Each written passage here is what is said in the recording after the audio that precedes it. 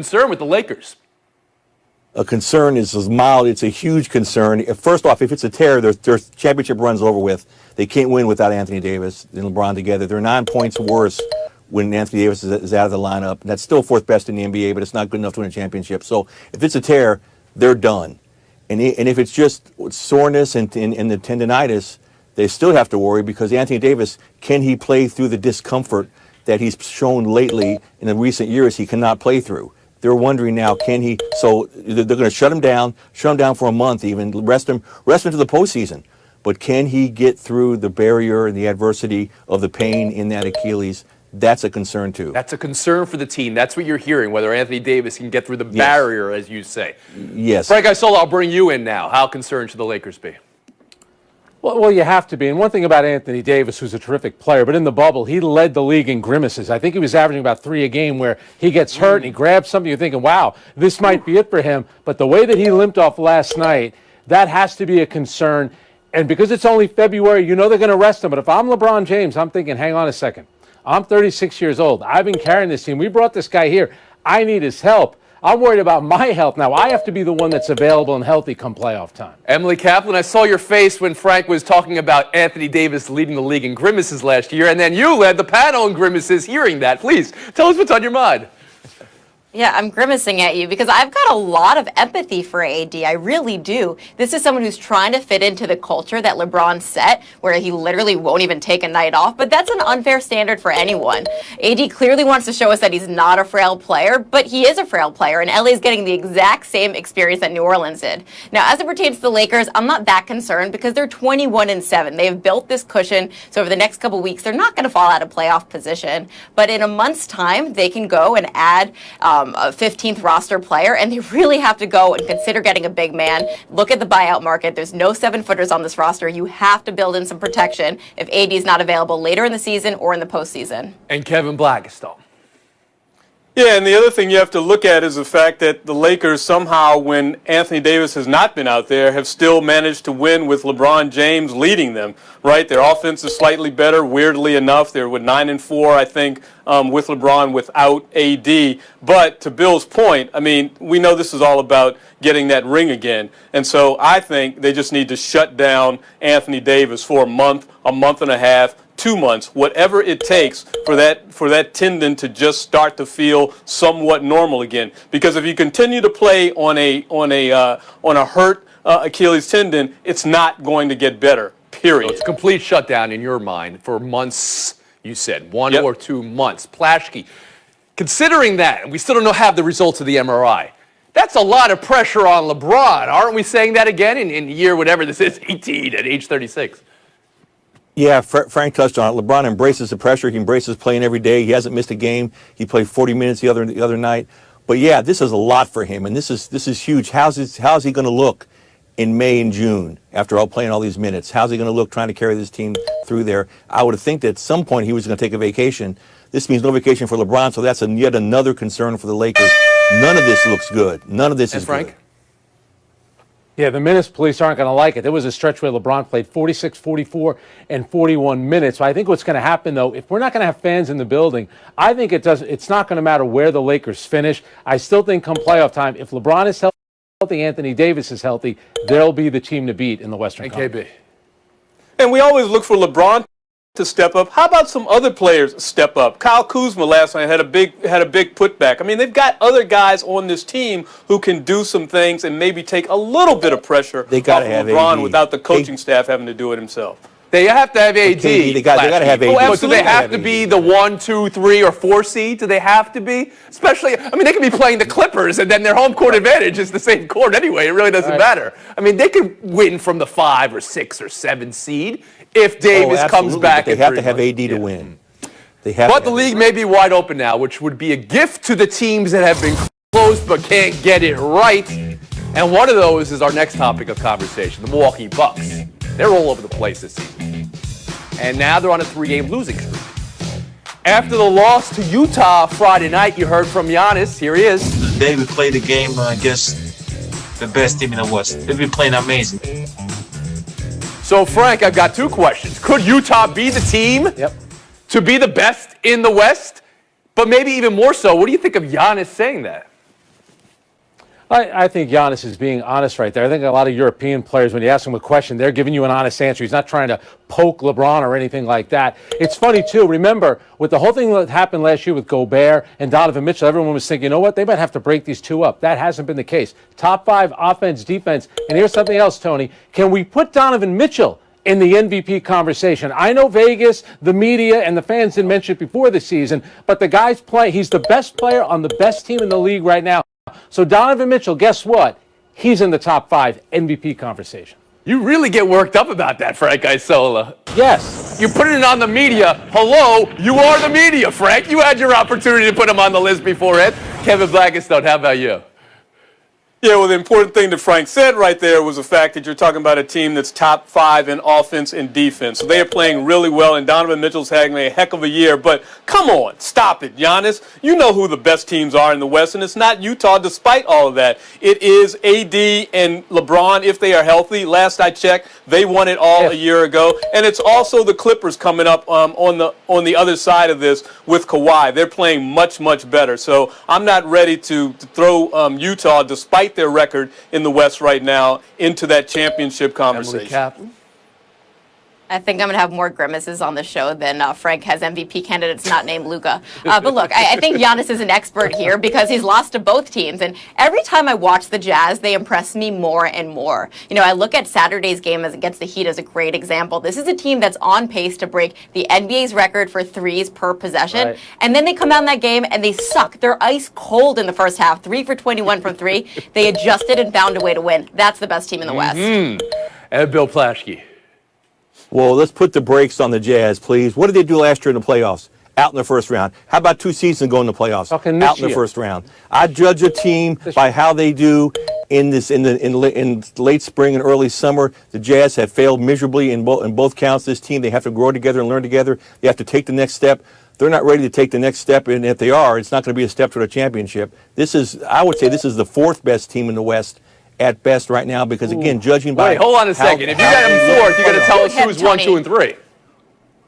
Oh, if AD's healthy, the Lakers and LeBron, the Nuggets, and the Clippers. Frank, you want to all of them have been further. All of them have been further than the Jazz. Frankie? And let's remember, Mike Conley missed that shot at the bubble. They would have gone to the second round. Who knows how far they go. I like what Utah's done. You know what? I understand another thing. We could only talk about culture when it comes to Miami Heat. How's it working out for the Utah Jazz? They've had a culture there since John Stockton and Karl Malone. That team, that organization knows what they're doing. They keep their group together. They're getting better as they get older. Did anybody else find it interesting? Plaschke brought up unique postseason success, and then ahead of the Jazz, he had the Los Angeles Clippers. Very interesting from Plaschke. Good catch. The latest from the Jacksonville Jaguars and Urban Meyer after Chris Doyle's resignation. Nothing, not a word. Team tries to move on. Kevin Blackistone, how do you think moving on will go? Do you think this affects Meyer in the locker room moving forward? Well, of course it affects him in the locker room whenever he gets there. I assume he's been there by now. But here's the thing. He's the one that's got to speak out. He's the one that decided to make this hire. Now you've got a couple guys on the team who have gone to Twitter to express their disappointment and their doubts about the leadership of their new coach. You have them bringing up what happened back at Iowa. And Urban Meyer has said nothing. He should be front and center on this. He should be at a microphone apologizing to the players on that team who he is upset, apologizing to ownership, to the fans for the fact that he brought this guy into this mix. So until and unless he does something, I don't see him having a really good space within that locker room. And you believe that apology needs to be public and not just in the locker room? Absolutely. Absolutely, it needs to be public. I mean, he's the one that came out and said he vetted this guy and he's known him for 20 years and he knows what his proclivities are. So, of course, he should make it public. Your view of it? Yeah, my big picture view is that Urban is learning this isn't college anymore. In college, coaches have so much power. I went to Penn State, 2004, there's this anecdote where the university president, the AD, went to Joe Paterno's house and was like, hey, look, we think you're losing control of the program. It's probably time for you to go. They left that night, and guess who kept their job? I really feel like Shad Khan probably sold that same thing to Urban Meyer. They're going to have total autonomy over this roster. You can run this program. He's like, great, I'll hire my buddy, sneak him in with this dubious role, and no one will notice. It's not how it works. Now, I think he'll get over this with the locker room because these guys had no interactions with him. His tenure was literally 1 day. But Urban Meyer's on notice. If you make one more mistake like this, mutiny. Frank Isola, is that how you see it?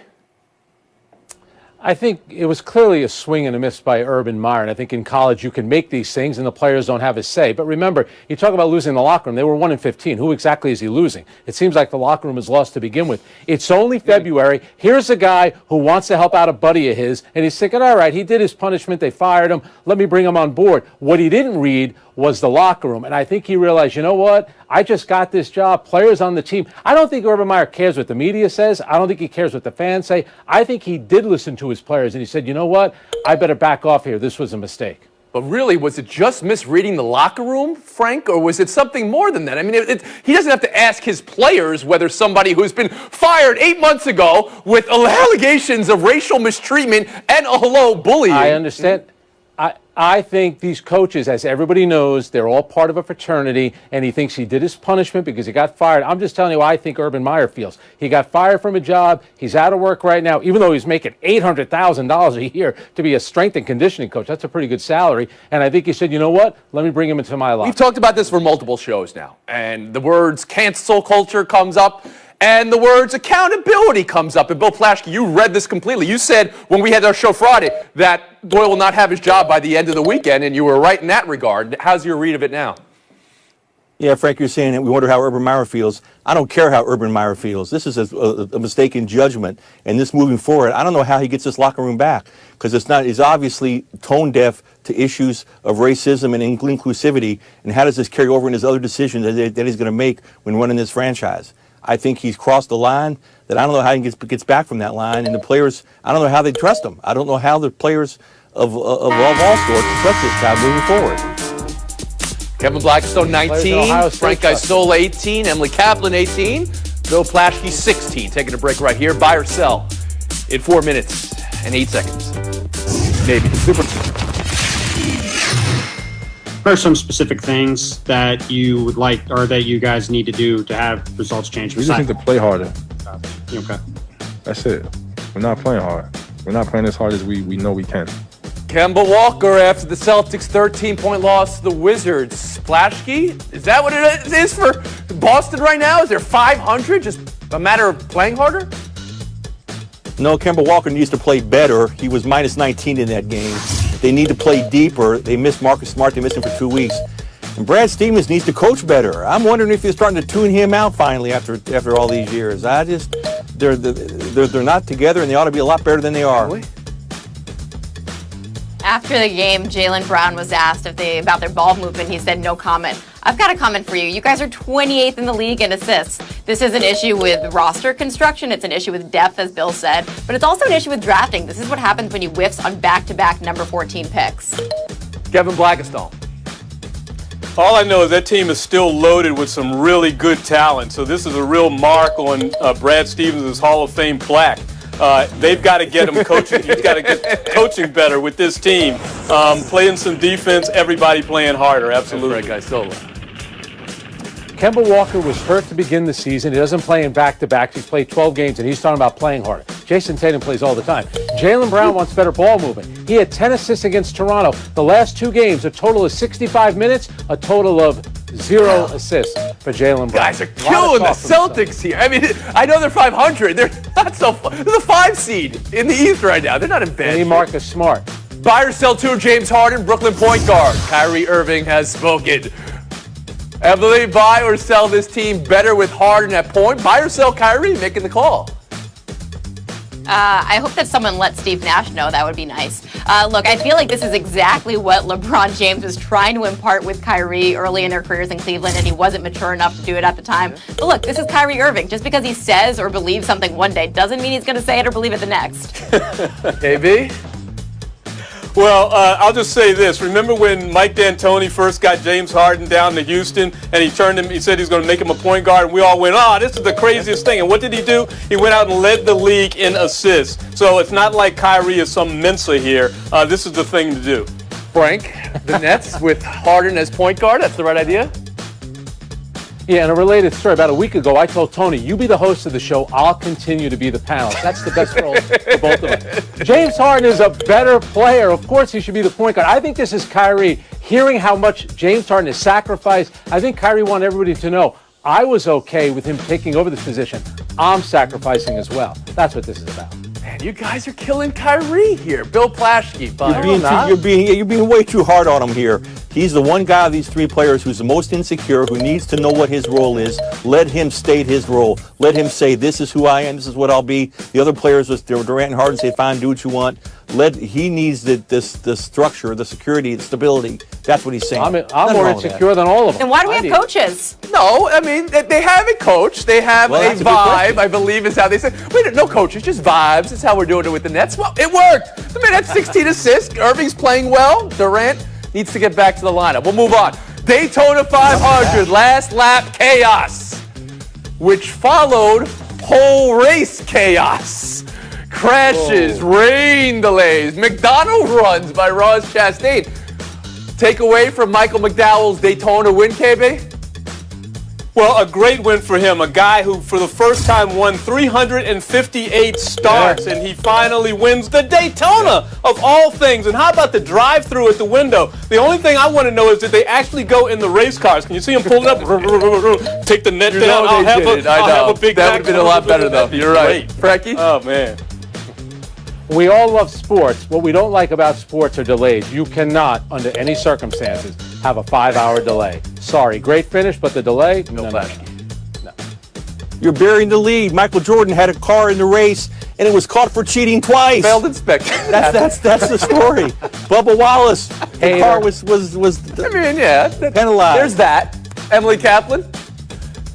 I just want one day to be as optimistic or enthusiastic as KB is about NASCAR and cynical as Frank is about everything. That's it? All right. That much? Ooh, now a grimace. Why a shot at me? Emily Kaplan, Frank Isola. More grimaces than the McDonald's that Chastain went to right there. You guys can sort this out in elimination. Plaschke, Black and Was Stone. KB Showdown. Really 2 minutes. Really doing this, KB? Yeah, he was. that again. Did you pull up the car shaking? That down. No car. So they stay fresh for the trade deadline. 2 teams are doing this right now. The Cleveland Cavaliers with Andre Drummond and the Detroit Pistons with Blake Griffin. Both are on the bench, not playing, so they can be traded. Who would make the biggest impact? Bill Plaschke, first to you. Well, Blake Griffin hasn't dunked a basketball since 2019, believe it or not. So who wants him? What? Andre Drummond to the Lakers, perfect fit. That's where he should go. That's where it works. Kevin Blackstone? Well, nothing's going to help the Wizards, so I'll leave both of these guys out of that. But between the 2 players, you take the 17 and 13 with Drummond. Come on. I mean, great. Blake Griffin said last month that he feels ancient. Wait, what's the stat, Plaschke? He hasn't dunked a basketball since when? Since 2019. Believe it. It's a true stat. I can't. Well, the point goes to Plaschke. Showdown 2 from Fox 4's Leslie Dellis-Bohr. Roll tape. It just really upset me that this trophy was disgraced and disrespected by being thrown as if it was a real football. I didn't sleep for the past 2 nights because of this. I was that upset. I personally would like an apology. Lorraine Groves is the daughter of Greg Groves, the master silversmith who forged the Lombardi Trophy. Does Brady owe all silversmiths an apology, Kevin? Well, I understand her disappointment talking about her family having constructed this, but come on, stop. I mean, it was taken care of. Nothing happened to it. It's a Super Bowl trophy. You know who the most famous silversmith is? Paul Revere was a silversmith. Brady knows no apologies to Paul Revere, to fellow former Patriots, all that stuff. No apology necessary. Plaschke is just like a wealth of information right now. I'm not sure if it even makes sense, but sure, go ahead, Billy, FaceTime. I want to give a shout out to the strongest person I know, Mary Margaret Plaschke. My mom turns 90 this week. She used to type my stories when I was a grade school reporter and bring them into the newspaper. And today she watches me on Around the Horn and accuses me of having a fat neck. I love her to death. Married 66 years, 4 children, 9 grandchildren, and she gets the second back.